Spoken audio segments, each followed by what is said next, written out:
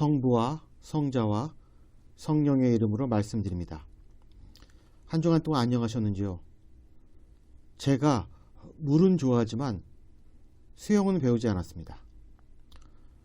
수영을 배우기 위해 옷을 갈아입는 것도 귀찮았고, 날씨가 차가워지면 생기는 국소적인 피부병으로 인해 남에게 몸을 보여주는 것도 싫었습니다. 그리고 사실 수영을 배울 만한 것도 없었습니다. 그런데 저는 딱 한 번 물에 빠져 죽을 뻔했던 적이 있었습니다. 그 나이가 10살쯤에 계곡에서 무등을 태우고 놀다가 발이 닿지 않는 곳으로 들어가게 된 것입니다. 계곡의 바닥이 균일하지 않다는 사실을 모르고 있었던 탓입니다. 어떻게 해서든지 아이를 밖으로 밀어낸 후 저는 사람 살려라고 소리를 쳤습니다. 아직 죽을 때가 되지 않아서였는지 근처에서 야영을 하시던 분이 저를 물에서 꺼내 주셨습니다. 이것은 제게 상당히 큰 트라우마로 남은 사건이었습니다.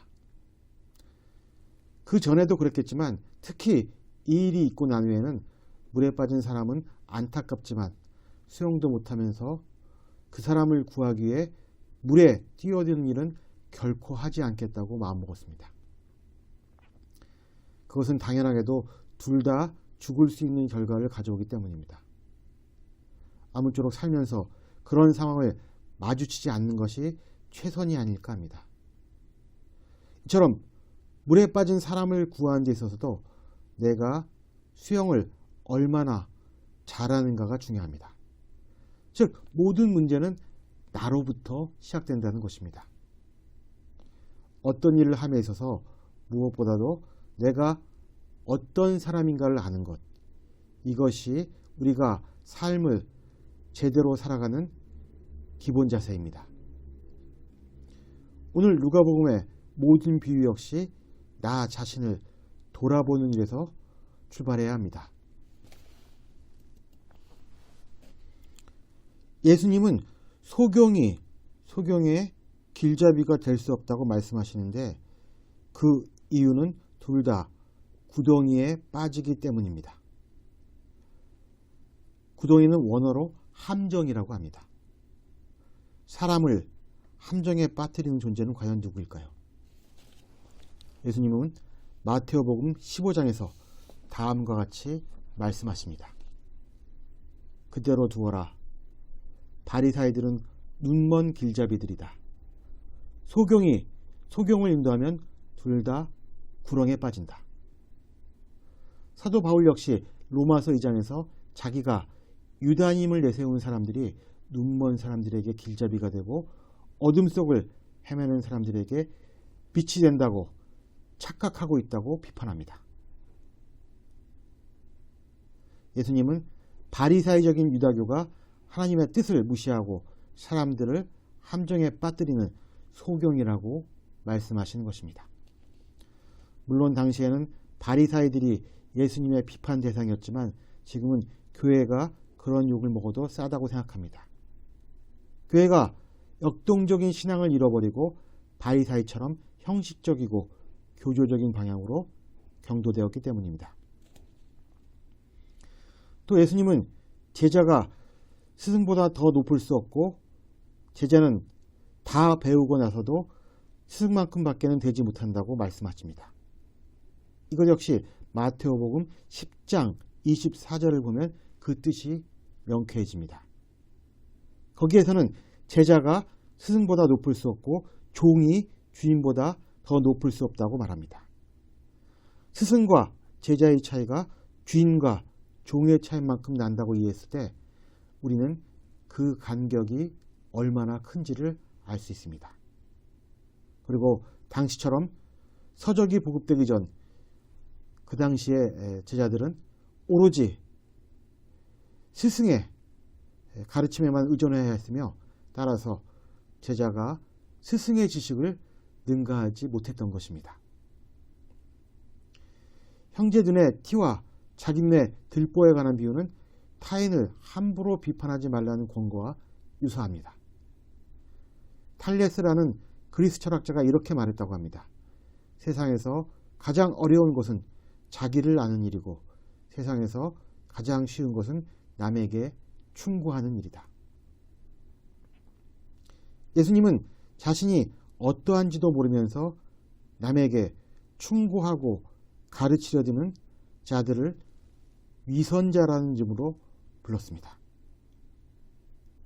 이들은 자신의 경건함과 의로움을 다른 사람들 앞에서 과시하고 다른 사람도 그렇게 살기를 요구하지만 실상은 전혀 그렇지 않은 사람들입니다. 이 역시 바리사이들의 뼈를 때리는 예수님의 매서운 질책이 아닐 수 없습니다. 43절부터 45절까지의 나무와 열매의 비유. 사람은 마음속에 가득 찬 것을 입 밖으로 내놓을 수밖에 없다는 비유는 나쁜 사람이 좋은 행동이나 좋은 말을 할 수 없다는 일반적인 삶의 원칙에 대해서 말하고 있습니다. 콩 심은 데 콩나고 팥 심은 데 팥난다 라는 우리의 속담과도 유사합니다. 결국 나무나 사람은 밖으로 드러나는 열매나 언행으로 판단될 수밖에 없다는 것입니다. 따라서 가시나무에서 무화과를 딸 수 없고 가시덤불에서 포도를 딸 수 없습니다. 누가가 가시나무와 무화과, 가시덤불과 포도를 대조한 이유는 아마도 그 모양이 비슷하기 때문이 아닐까 하는 추측을 해봅니다. 멀리서 보면 그 모양이 비슷하지만 가까이 보면 그 열매의 있고 없음에 나무들이 구별된다고 할까요? 그리고 가시나무란 가시가 삐죽삐죽 나온 험상궂은 나무가 아니라 참나무의 일종이라고 합니다. 인터넷에서 가시나무와 무화과 나무를 비교해보니 잎이 닮은 것 같기도 합니다. 그리고 포도나무 역시 모양이 덤불처럼 엉켜서 가시덤불과 비교된 것 같습니다. 사람들이 착각을 일으킬 정도의 유사한 모형을 지니고 있지만 결국 열매의 있고 없음에 의해 나무들이 구별된다는 이 말씀은 사람을 구별함에 있어서 여전히 유효합니다. 따라서 악한 사람이 선한 사람을 가정하여 선한 것처럼 보이는 것을 내놓는다 하여도 그것은 결국 쓰레기를 예쁜 포장지에 싼 것과 다름없기에 사람들은 그 쓰레기에서 나오는 악취로 인해 곧 진실을 알아차리게 될 것입니다.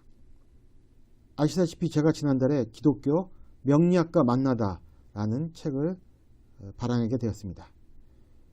기대한 만큼 팔리지 않지만 그래도 하루에 꾸준히 몇 권씩 판매되고 있음에 기쁠 따름입니다. 제가 명리학의 매력에 빠진 이유는 개인의 불행과 행복이 대체로 그 자신에게 달려있다는 세계관 때문입니다. 살다 보면 30 정도만 노력해도 100을 얻을 때도 있지만 반면에 100을 노력해도 30을 얻을까 말까 할 때도 있습니다. 우리는 전자의 경우를 운이 좋다고 말하고 후자의 경우를 운이 없다고 말합니다. 확실히 나의 운이 좋지 않을 때 도와주는 손길이 줄고 있음을 느끼게 되고 반면에 악한 사람들로 하여금 더 많은 해를 입게 됨을 경험합니다.